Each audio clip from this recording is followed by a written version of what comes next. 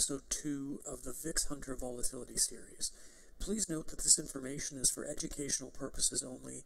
Please consult with your investment advisor to be sure that any trades you make fall within your risk tolerance parameters.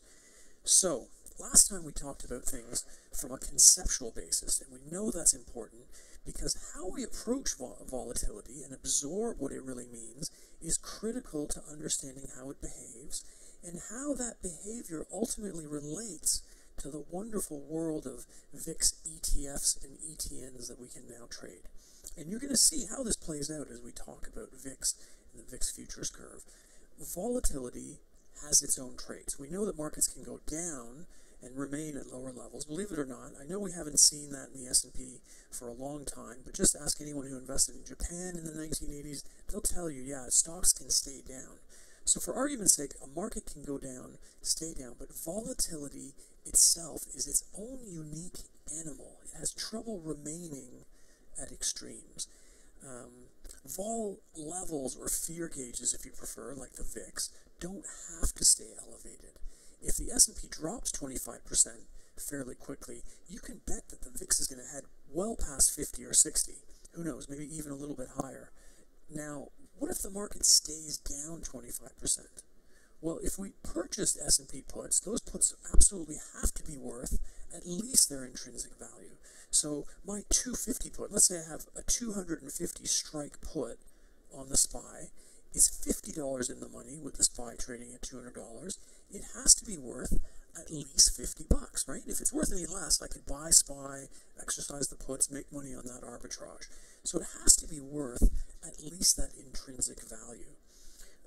And what that means is I effectively own insurance on my underlying portfolio that has a direct relation to what I own. So the key concept here is a direct relation to the underlying product. Now what about the VIX?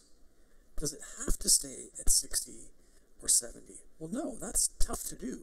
There's no question that in the event of a serious sell-off, like the one we just talked about, the VIX is going to be very volatile. It's going to remain elevated for some time, probably trade in a pretty wide range of 25, 30, all the way to 50 or 60, but it can't stay up there forever. A VIX of 60 has an implication, right? It's implying a certain amount of movement. In fact, it's implying almost 4% of daily movement in the market each and every day for the next 30 days. Is that tough for the market to do? Absolutely. That's a lot of movement every single day. And this is a very important revelation for people who trade the volatility products, and perhaps more importantly, consider them as a hedge against market sell-offs. So let's think about that. If I want to hedge my portfolio against a drop in the S&P 500, are my 250 strike puts going to help? Yeah, for sure. If the market drops, I'm going to benefit from a direct hedge to the underlying that I'm holding. What about being long VIX calls to hedge my portfolio? Is that going to work? Yeah, probably, maybe. How much? I don't know.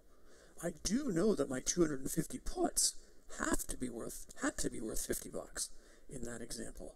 What does the VIX have to be worth?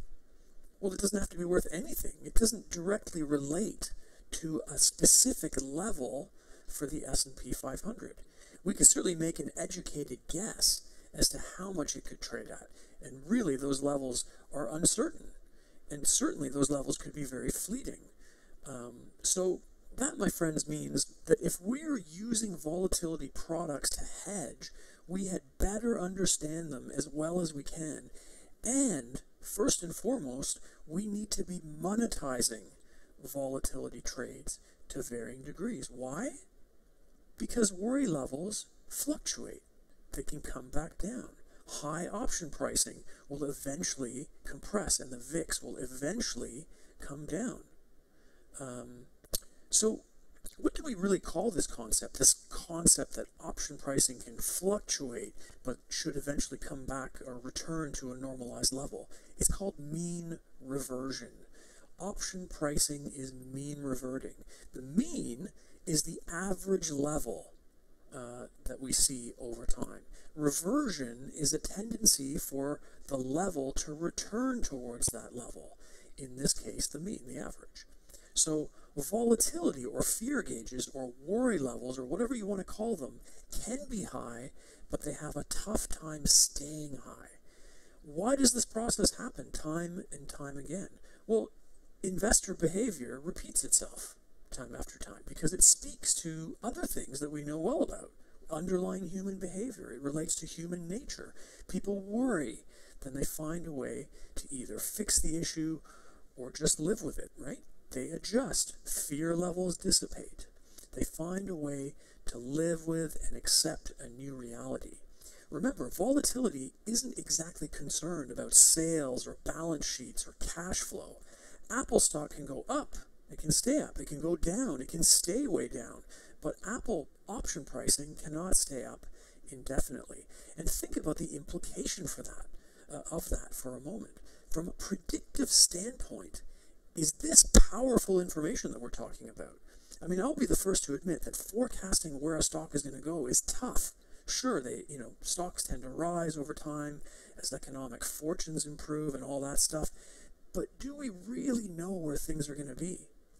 Well, I mean, GE is trading at 10-year lows. Deutsche Bank's trading at multi-decade lows. We truly don't know where any given stock is going to be. BlackBerry used to be the darling of the market. Look what happened to it. Can fear levels stay super, super high or super, super low? No, they can't. Is there value in knowing this? That something tends to return to a certain level over time? Yeah, there's unbelievable value in that because there are really few things that have such strong predictive value in markets. And this, my friends, is called an edge, a powerful kind of edge that plays out to varying degrees over time. So next time we're going to get into it a little deeper, and this is going to give you a little something to think about. And I hope you enjoyed it, and we'll speak to you soon.